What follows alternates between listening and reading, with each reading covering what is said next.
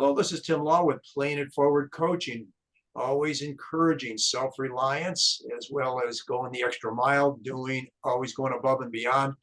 If you'll develop some people skills and communication skills, you'd be amazed at what you can accomplish in this country, especially if you develop a marketable skill. A big thank you to over 600 people who subscribe to this channel, Playing It Forward Coaching. If you haven't done so already, please do so. It's super appreciated. I got a really neat guy I met here a couple weeks ago. He's over at York Tech, and I'll tell you, you talk about hands-on, kids doing some great things, just amazing over there. So Mr. Nick Staab, welcome, and tell us a little bit about yourself, and we'll Q&A you about the amazing things at York Tech. Hey, Tim, thanks for having me.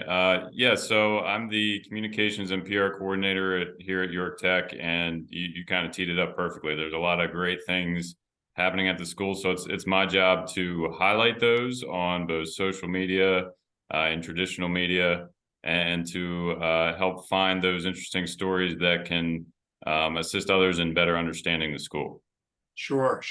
Well, and again, having the opportunity to go over there 2 different times with you and the other 2 gentlemen, Mr. Rogers and Jerry Mentz. I'm sorry. Yep. Jerry Mentz. It was just very eye-opening just seeing we got to see a lot of the teachers the first time with the 3 of you, and then you and I took the walk with got to see a lot of the kids and everything, but extremely impressive. Tell us about some of the main things that these kids can learn as far as a phenomenally important marketable skill. I guess the biggest thing to know is we are a comprehensive technical school. So really that's just a fancy way of saying that we combine both technical skill education with traditional education that you'd expect in any public school.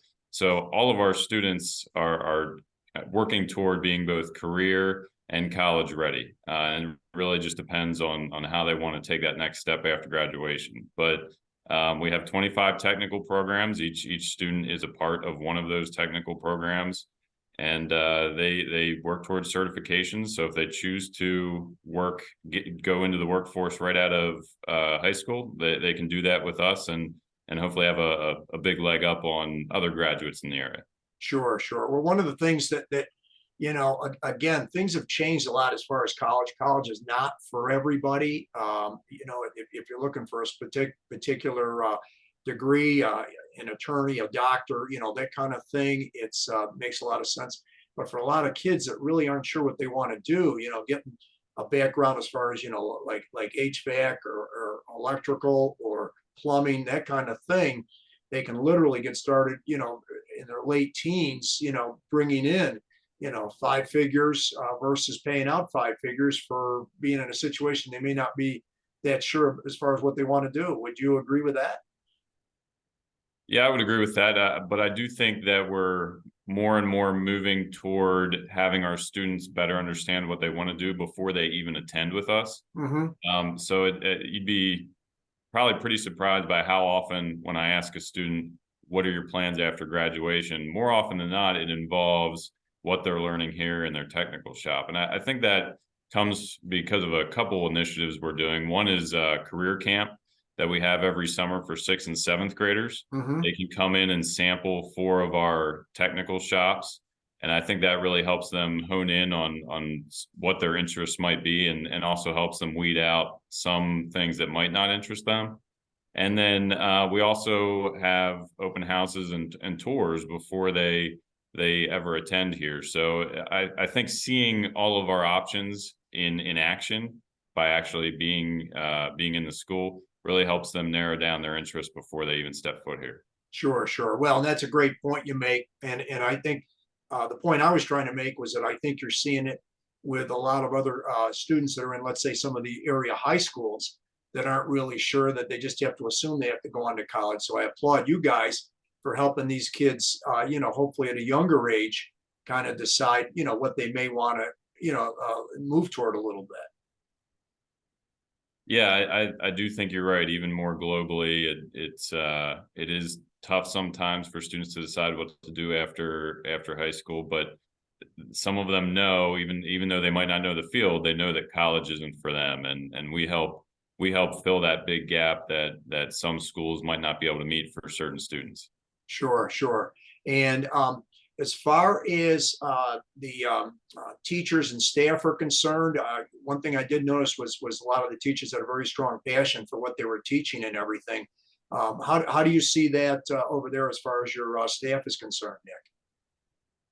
Yeah, I think without a doubt, you definitely see that passion leak through in everything they do. It's worth noting that a good percentage of our teaching staff were graduates from York Tech themselves. So that really right there instills the passion in them. They want to see the students that they teach have the same experience they did when they came here.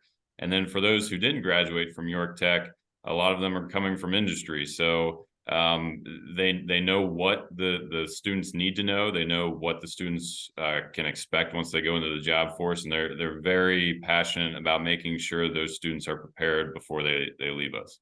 Sure. And I think he has about 1,700 students over there. Is that fairly close?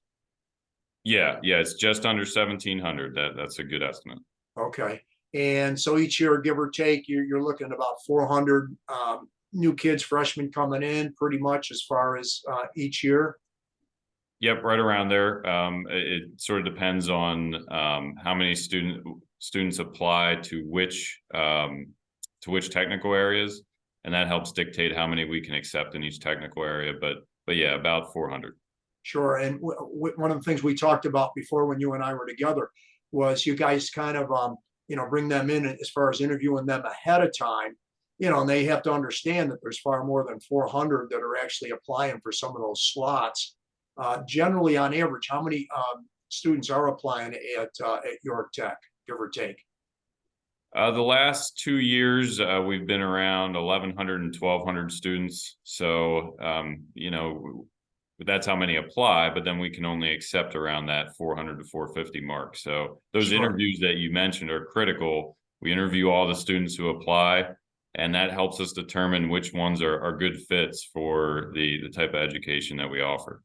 So Nick, what are some of the things you're looking for from these students, let's say during the interview application process? What is it that kind of lets you guys know that, hey, we've got somebody here that definitely is a good fit? How would you define that fit? Well, I'm not directly involved in the interview, so I can only share information that I've kind of heard secondhand from those who are here on our staff. But they're looking for kids that are really looking forward to coming here. Most of them really want to be here, and that shines through in the interview. And then also just looking for that honesty piece. Some kids, if they're not honest during the interview, which that doesn't happen often, obviously that would probably rule a student out. We're just looking for that passion and also just honest answers to all the questions. Sure. And Nick, as far as some of the different categories of different things that the kids can go through, off the top of your head, can you name some of those areas that they can go into? Sure. We have carpentry, and then closely tied to that is construction trades. We have things like welding. A lot of them, well, I shouldn't say a lot, but about 4 to 5 relate to motors and automotive. So we have automotive technology, we have power sports, we have diesel technology. Then we get into cosmetology, sports medicine and exercise science. Medical professions are covered, so definitely a good area that's pretty popular as well. Precision metal machining. So we have 25, so you can kind of see just from that sample that we really run a wide spectrum of potential careers. Absolutely. Do you have a favorite story as far as a student that kind of really stood out and really shown as far as the York Tech experience? Wow. Probably a lot of them. There are a lot of them. That's really hard to narrow down. I'd say one that we did recently, because we do select students of the month each month, and those help to highlight some of those cool stories. But Journey Austin was one that we just did in early childhood education, Hmm. the early childhood education tech area. And I think the one thing that was unique about her is that she's only in ninth grade, but she really already pretty much knows what she wants to do. She's very passionate about working with young children at Uh-huh. preschool age. When she came to accept the Student of the Month award at one of our joint operating committee meetings, she had her little cousin with her, and you could just tell she's so good at working with that age group. So it was nice to see her interests match up with the tech area that she chose, with her plan ultimately being to work in early childhood education. Sure, sure. Certainly a great story and a great tribute to, what you guys have going on over there. Nick, any last second thoughts, advice, that type of thing? If, let's say, somebody has thinks that they want to, explore York Tech, what would your advice be to them? And in fairness to you, I know you only got into your position there back in August, so I know it's not been a long run for you so far. But what would you suggest as far as advice? I think my short tenure here is actually a benefit in answering that question, because Okay.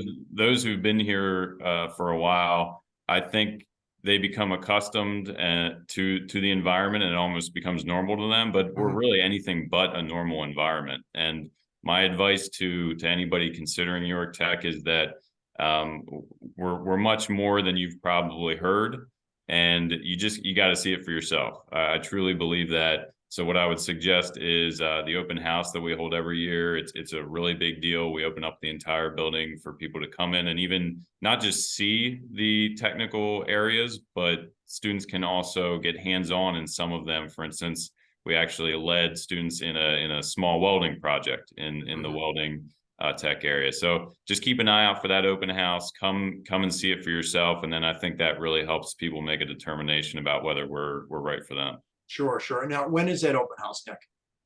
That is, I mean, the date changes a little bit each year. I want to say I believe it was Okay, October, November this past year, 2022. So okay. right around that time frame is when we'd be holding it. Sure, sure. No, that's wonderful.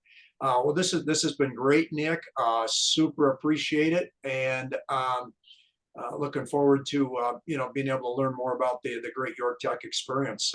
Any last thoughts on your part? No, I just want to thank you for having me on, and more importantly, sort of highlighting York Tech, because I do think it's an important message that can positively impact a lot of families in New York County.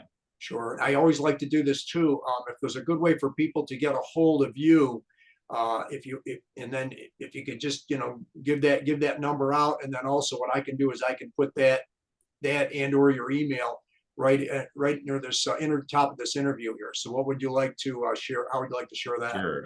I'm usually out in the building, so I'm not often at my desk to answer my phone. So email is usually the best. It's real simple. It's communications@ytech.edu, and it's the letter Y, not the word. So communications@ytech.edu.